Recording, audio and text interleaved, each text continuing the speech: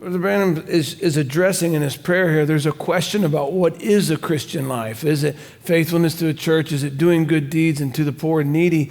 And really what he's going to get down to the very core of it, that we're going to find is your life worthy of the gospel. Live a Christian life is believing God when God's presented to you.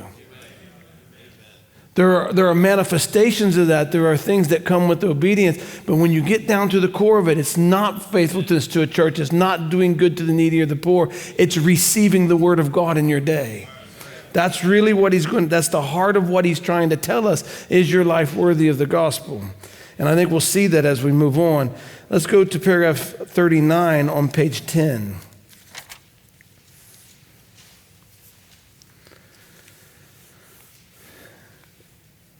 Page 10, paragraph 39. Him speaking directly to Israel, the ones that was called to the feast.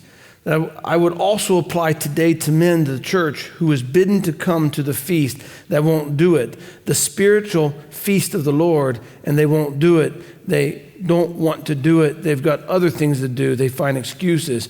So what are we bidden to? We're bidden to the spiritual feast of the Lord. He's calling us to come and feast on his word. Let's go now to page 12. Paragraph 53. He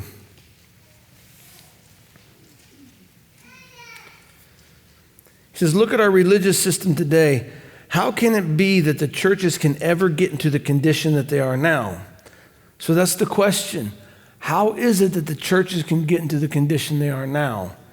He says, is because they rejected and refused the message of God, the invitation to come to the feast. So what is the message of God? It's the invitation to come to the feast. So how did the churches get into the condition they are now? It's because they refused the message of God, the invitation to the feast. They rejected it. And he says, could you call a life like that worthy of the gospel? What kind of life? The one who refuses the invitation to the feast is not worthy of the gospel.